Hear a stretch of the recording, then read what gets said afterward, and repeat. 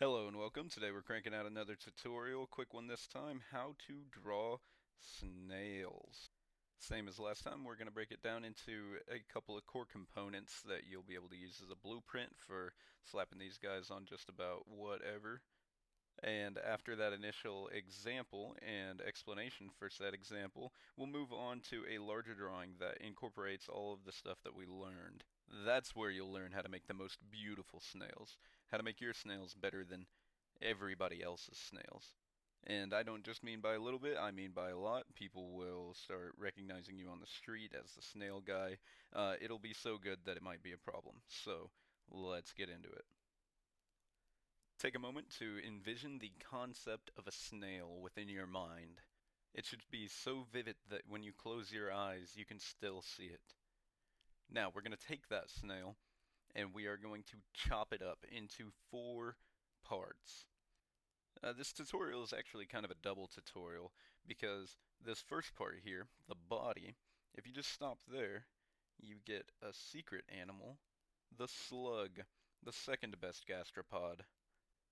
This part, the shell, is why they're not number one. I gave the eyes their own section because they can hold so much personality and change up your snail so much. And then the iconic, nay, beloved, snail trail. Starting off the body with a little tail right there, we'll bring a line up here, keeping it squiggly along the way. You want to make sure to do that so it looks like their bodies are kind of gelatinous, like a latex glove full of SpaghettiOs. And since we're making a snail, not a slug, we will start the lip of the shell to kind of finish off the body there. And bring up a big circular shape out and have it kind of leaning back towards the tail of the snail. That's a pretty good looking shell. We'll come over here to the eyes, bring up some lines so that you can kind of see where about they're going to go, and then make it look like he's got two little cone-shaped appendages poking up into the sky. You go ahead and bring it down, finish out the body. That's a pretty good snail. We will add the little swirly in there because everybody loves the swirly snails. And to finish off our four parts, we'll come in, slap that trail down there. The glorious snail trail. Just kind of lightly resting my hand on the paper, I tap the Sharpie out to give it that broken up kind of appearance. We are going to come up here and do something similar to the actual body of the mollusk itself. Same thing applies for the slugs. Give them these little lines. If you've ever seen a real one, you know what's good. Snazzy little snail we've got going on here. We'll give him a little defining line for his lip on his shell. Some embellishments coming around here. These lines do a lot of work. You can put arrows and all sorts of fun other designs in there. People eat it up. Dots and circles, and the swirly pattern itself can be changed out for stars or whatever you might be into. I think this guy's looking pretty fresh though, so we'll throw some color on in here. Just kind of adding the contrast that we needed to really break up the individual parts of the snail. Although I'm not big into coloring myself, I'm thinking this one turned out pretty good. Look at that guy. Now it is time to throw a couple of snails into a couple of scenarios. We're going to do some examples starting with this guy here. I decided he's going to be climbing up something. Give him some eyes. That bottom line there is his belly, if you were unable to tell. That's his eyes right there. He's climbing up a step, perhaps. Give him that shell. You always want to make sure that the line defining the lip of the shell, the bottom there, is straight, even if the snail is, you know, curved or turning. That shell ain't moving. That thing stays completely rigid the entire time.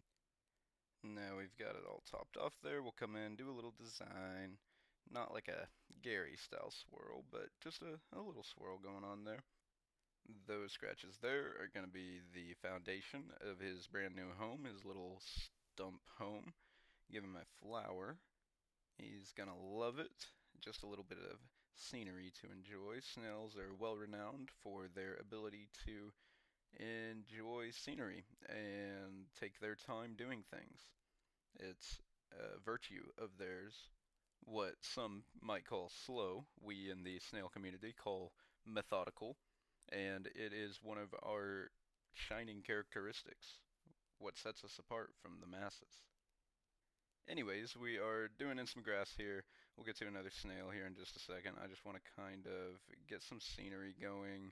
Snails themselves aren't too terribly complex, so their simple shapes are really complemented, surrounded by all these complicated lines and scratchy things. See what's going on there? That is a stump. All the non-believers, the day of reckoning has arrived.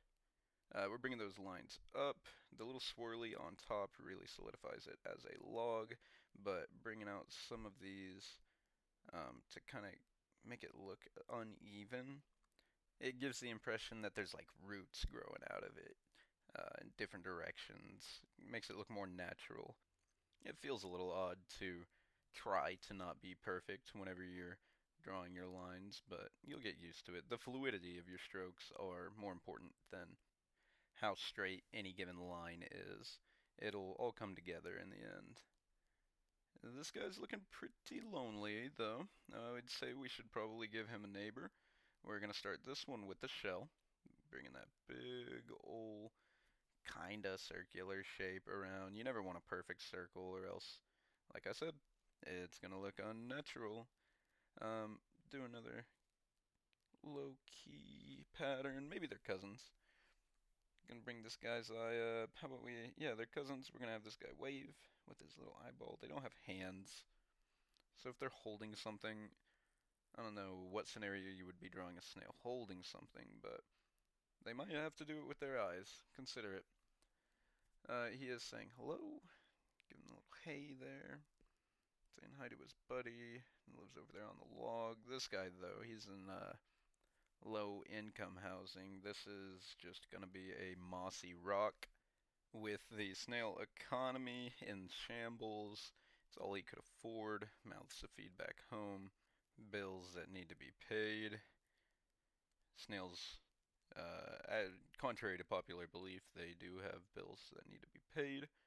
The slime tax keeps climbing except for the wealthiest 1%, and rotten fruits and vegetables don't come cheap.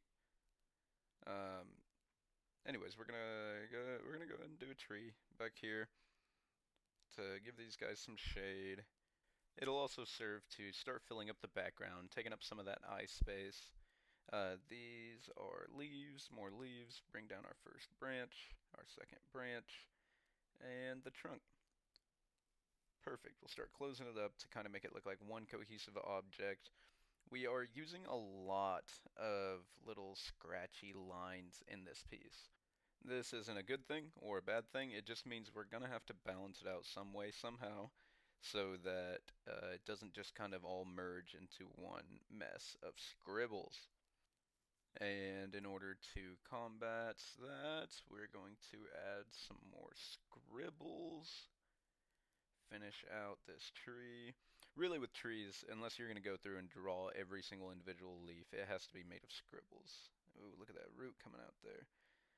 Um, with so much going on, we're not going to do the lines on the snails themselves, just to keep them popping out. Speaking of snails, though, seems like I got a little distracted. We're going to have to slap another one on there, since this is called How to Draw Snails. Gonna put this one up here in the sky. Yeah. This is their other cousin who is visiting.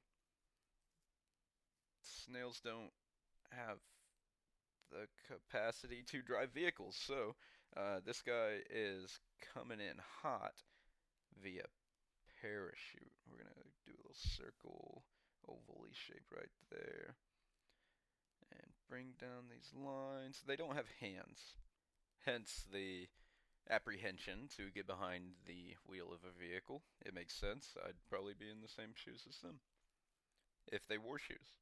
I guess they don't really have feet. If I remember correctly, their whole belly is kind of one big foot, like gastropod. Gastro means stomach, pod means foot. Whatever, it doesn't matter. If they have foot in their name, they should probably wear shoes. But we're finishing up the background here, slapping some clouds, the sun. Those are some little birds down below. I imagine we'll throw in some mountains here and call it good. Thank you for sticking around for this whole video. It was a pleasure. It'd be real cool if you maybe subscribe, slap a comment, maybe a like, tell me what's good, what I should do next, and I will see you guys later. Thanks.